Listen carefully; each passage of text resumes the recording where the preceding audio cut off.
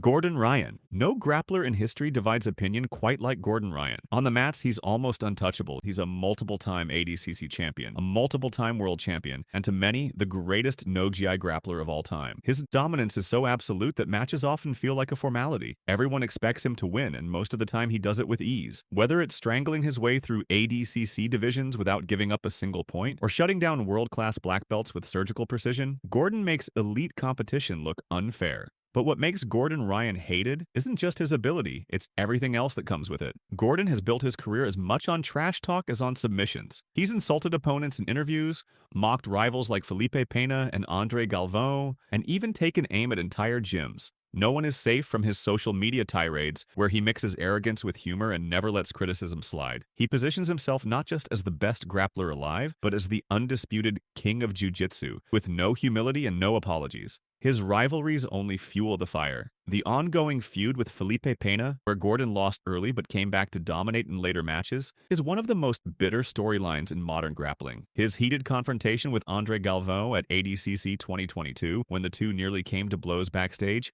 cemented his role as the sports villain. Gordon thrives on conflict, and in many ways he welcomes the hate as part of his brand. Then there's the issue of PEDs. Gordon has openly admitted to steroid use, at times even bragging about it, which only intensifies the resentment from fans who value clean competition. For purists, it feels like a stain on his accomplishments. For his fans, it's just another example of him being brutally honest in a sport where PED use is an open secret. The controversies don't stop there. Gordon's dominance inside the gym comes alongside constant drama outside of it, with public feuds, ugly arguments online, even temporary retirements citing stomach issues and burnout. Supporters argue he's the ultimate competitor, someone who elevates jiu-jitsu by backing up every word with dominance. Critics call him toxic, arrogant, and proof that being the most talented doesn't always earn you respect. But that's the paradox of Gordon Ryan. He's hated because of how he acts, but also because he wins so much that people can't stop watching. He's simultaneously the most admired and most despised grappler alive. But speaking of Gordon, the next person is the polar opposite in every way. Marcelo Garcia. If Gordon Ryan is the sports villain, Marcelo Garcia is the exact opposite. Standing at just 5 feet 7 inches and competing against opponents who were often bigger, stronger, and longer, Marcelo built his legacy by proving that technique, heart, and relentless offense could overcome size. He's a 4-time ADCC champion and a 5-time IBJJF world champion, but titles only scratch the surface of his impact. Marcelo's style was built around constant movement and submission hunting. He popularized the butterfly guard, the X guard, and the guillotine choke in ways that transformed how the entire sport played. While others stalled for points, Marcelo attacked nonstop. His matches were exciting because he was never satisfied with a decision. He wanted to finish no matter who stood across from him.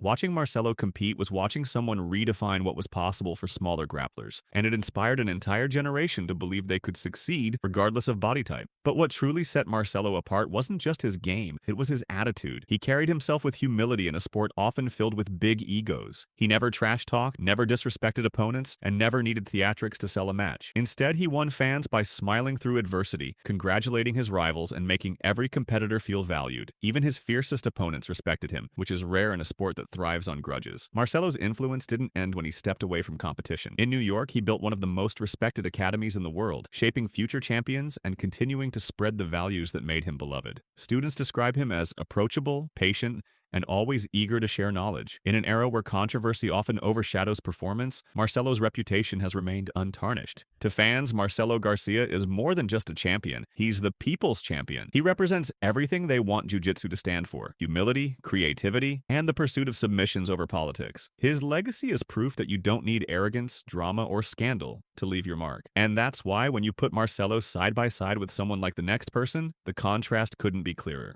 Dillon Danis. Dillon Danis is one of the most polarizing names in jiu-jitsu, but not for the reasons you might hope. Early in his career, Dillon was a legitimate talent. He earned his black belt under Marcelo Garcia and had the potential to become one of the next great competitors in the sport. He found success in IBJJF competition, put on strong performances at events like Polaris, and even became known for his slick leg locks at a time when that game was still developing. But instead of building his reputation on the mats, Dillon built it on chaos outside of them. His career shifted from competition to controversy, and it's that shift that turned him into one of the most hated figures in the grappling world. Dillon's association with Conor McGregor during the height of McGregor's UFC fame put him in the spotlight, but instead of using that exposure to push jiu-jitsu, Dillon leaned into antics. Social media trolling, Twitter spats, staged callouts, and constant trash talk became his brand. He picked fights he rarely followed through on, he got into altercations outside of competition, and he built a reputation as someone more interested in clout than in grappling itself. Fans who once saw him as a promising competitor began to see him as wasted potential, someone with the skills to make history, but no interest in actually proving it. When he transitioned into MMA, it only amplified that reputation. His Bellator run was more hype than substance, and instead of climbing through tough opponents, Dillon fought once or twice before disappearing into social media drama again. By the time he started chasing a boxing match with Logan Paul, his name in the jiu-jitsu world had become almost a punchline. People talked less about what he'd achieved and more about what he'd failed to deliver. Dillon's story is frustrating because the talent was real, but the dedication wasn't.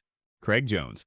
Craig Jones is one of the rare figures in grappling who can stir controversy and still be embraced by fans. He exploded onto the scene at ADCC 2017 when he submitted Leandro Lo, one of the greatest competitors of all time, and nearly caught a few more legends in the same run. Almost overnight, the unknown Australian became a household name in jiu-jitsu. From there, he proved it wasn't a fluke. He kept showing up at the biggest events, putting top athletes in danger with his dangerous leg lock game and earning medals on the sport's biggest stage. But what really makes Craig stand out isn't just his skill, it's his personality. He's built his image as a mix of elite grappler and class clown, someone who can be world-class on the mats but also joke about himself, his losses, and the absurd side of jiu-jitsu. Fans love his dry Australian humor, his sarcastic interviews, and the way he never takes himself too seriously. In a sport filled with egos and trash talk, Craig comes across as self-aware and relatable, and that's a big part of why people support him. At the same time, Craig has never been afraid to speak his mind. When other athletes stayed quiet about issues like poor pay or tournament politics, Craig called them out. He became a loud critic of ADCC's prize money structure, questioning why the biggest event in the sport paid so little compared to how much attention it brought. Instead of just complaining, he put his own money on the line and created the Craig Jones Invitational, a high-paying alternative that promised million-dollar prizes for winners. For fans, this cemented him as someone willing to back up his words and fight for the athletes, not just for himself. His gym life added another layer to his story. After training with John Danaher and the original Danaher Death Squad, Craig split away with Nicky Rodriguez, Nicky Ryan, and Ethan Krellensten to form the B Team in Austin, Texas. The split was filled with drama, whispers of bad blood, team politics, and rivalries with Gordon Ryan's new wave. Fans loved the narrative. On one side, you had Gordon and Danaher, the hyper-structured, dominant machine of grappling. On the other side, you had Craig and the B Team, a looser, funnier, but still highly dangerous squad. It gave fans something fresh to follow, and Craig leaned into it with his usual mix of humor and honesty. Of course, not everyone loves Craig. Some purists see his jokes as disrespectful or feel he doesn't take competition seriously enough. He's often criticized for being the best guy to never win gold, since despite multiple podium finishes at ADCC, he hasn't won the title outright. But for many fans, that only adds to his charm. He's the underdog who comes close, the guy who entertains even when he loses, and the grappler who's always willing to put himself out there. Craig Jones is controversial. Yes, he criticizes organizations, he jokes about sensitive topics, and he doesn't hide behind a fake personality. But he's also loved because he brings something grappling desperately needs: personality, entertainment, and a willingness to challenge the system. He may never be remembered as the most dominant grappler of all time, but he will absolutely be remembered as one of the most important figures in keeping the sport alive, interesting, and fun. And where Craig built controversy into something lovable, the next person on the list showed how quickly admiration can crumble when scandal enters the picture. Mica Galvão.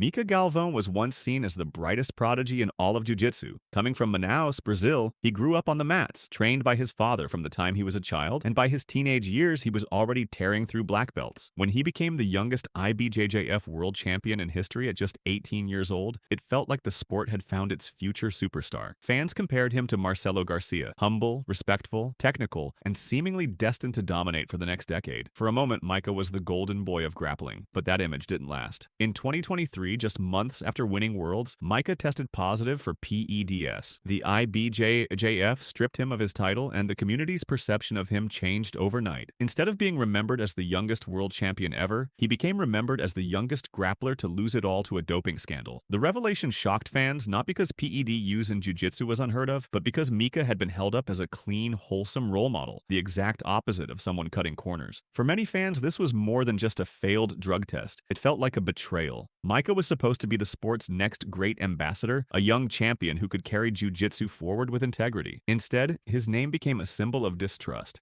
Every win since then has carried an asterisk in the eyes of critics, who question whether his success is natural or chemically enhanced. Even those who still admire his talent admit that the shine has worn off, and rebuilding his reputation will be an uphill battle. That doesn't mean Mica isn't still an incredible competitor. His technique, pace, and athleticism remain world-class, and he's young enough to bounce back and write a new chapter. But the PED scandal will always follow him, and for many fans, no amount of medals can erase that stain. Mica Galvão went from being the sport's golden child to one of its most controversial figures, and he'll have to live with that every time he steps on the mat. And while Mica's reputation fell apart under scandal, the next person is one of the most loved innovators Jiu-Jitsu has ever seen. Eddie Bravo.